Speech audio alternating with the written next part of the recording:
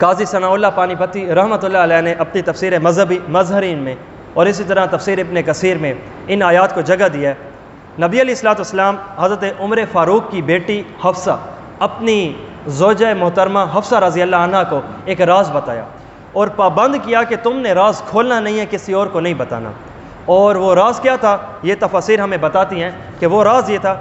نبی علیہ الصلوۃ والسلام خوشی سے حضرت حفصہ کو کہنے لگے، اے حفصہ، آج اللہ رب العزت نے مجھے ارشاد فرمایا ہے کہ اے پیغمبر، جب آپ اس دنیا سے نہیں رہیں گے، تشریف ہمارے پاس لے کر آئیں گے نا، تو آپ کے بعد آپ کے جانشین ابو بکر بنیں گے، اور جب اس کو بھی اللہ تعالیٰ اٹھا لے گا، اس کے بعد تیرا باپ اے حفصہ عمر فاروق حکمران بنے گا۔ تو حفصہ خوش ہو جاتی ہیں اور اسی خوشی میں حضرت عائشہ رضی اللہ عنہ کے پاس دوڑ جاتی ہیں اور جا کر عرض کرتی ہیں کہ عائشہ، تمہیں پتہ ہے رسول، اب خوشی کا عالم تھا، خوشی میں کبھی غلطی ہو جاتی ہے، کبھی راز بھی کھل جاتا ہے، اور راز کی خوبصورتی یہی ہے کہ جب تک کہ آپ کے سینے میں ہے،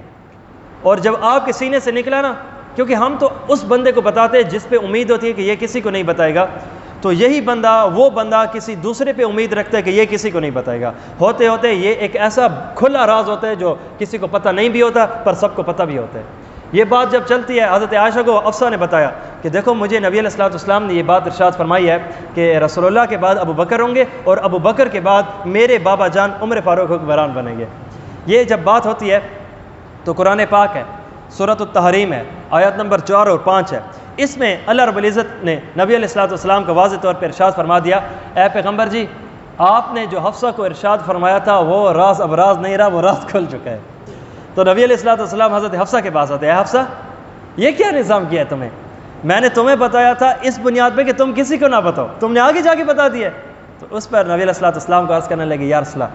مجھ سے غلطی ہو گئی، مجھ سے خوشی کی وجہ سے راز راز نہ رہ سکا۔ تو اس کی بنیاد پہ حضرت حفصہ کے والد عمر فاروق کو پتہ چلتا ہے، تو اب حفصہ کے پاس آتے ہیں، یوں گردن سے پکڑتے ہیں۔ عمر کا جوش اپنی جگہ ہے، بھائی بیٹی ہے الگ بات ہے، پر نبی علیہ الصلوۃ والسلام کی زوجہ محترمہ ہے، راز کھلائے، مذاق تو نہیں۔ عمر فاروق جوش میں آئے، ارشاد فرمایا، حفصہ،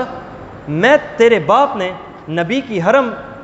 عزت اس لیے بنایا تھا کہ تم نبی علیہ الصلوۃ والسلام کے رازوں کو کھولتی پھرو تم۔ اس پہ وہ رونے لگی اور نبی علیہ الصلوۃ والسلام مسکرا اٹھے اس بات پہ۔ تو حضرت عمر فاروق نے جب نبی کے سینے کو ٹھنڈا دیکھا، مسکراتے دیکھا، تو نبی علیہ الصلوۃ عمر فاروق نے بھی حفصہ کو چھوڑ دیا۔ اب یہ 5 افراد اکٹھے بیٹھے ہیں، نمبر 1 رسول اللہ، نمبر 2 ابو بکر صدیق، نمبر 3 حضرت عمر فاروق، نمبر 4 حضرت حفصہ، نمبر 5 حضرت عائشہ۔ 5 تن پاک، یہی 5 بڑھ دے بہن، یہ بھی 5 تن پاک ہے، ٹھیک ہے۔ چلو جی، ہم تو کہتے ہیں کہ 5 تن وی پاک ہیں تو کل تن بھی پاک ہیں، حضرت کل دے قائل ہیں، چھوٹی سوچ کیوں رکھیں دے بھائی، 5 نہیں کل تن پاک ہیں، ماشاءاللہ۔ چلو جی،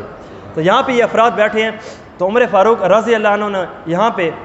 اپنی بیٹی حفصہ کو ارشاد فرمایا، اے حفصہ، جو تم نے کام کیا یہ چھوٹا نہیں ہے۔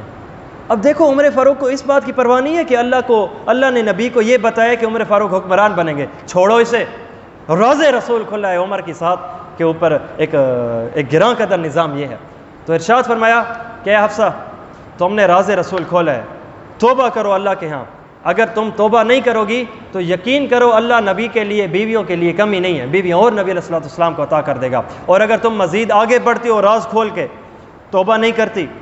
غلطی نہیں مانتی، تو سن لو، یہ عائشہ کے بابا ابو بکر بیٹھے ہیں، یہ ہوں خود عمر فاروق ہوں یا آسمان کے جبرائیل ہوں یا خود رب تعالیٰ ہوں، یہ تمام کے تمام دوست نبی علیہ الصلوۃ والسلام کے موجود ہیں، ان کو کچھ نہیں ہونے دیں گے۔ یہ بات جب ارشاد فرماتے ہیں، یہی قرآن پاک کی سورۃ التحریم آیت نمبر 4 اور 5 بنتی ہے، ان تتوبا الی اللہ فقد صغت قلوبکما، کہ اگر تم لوگوں نے توبہ نہ کی نا،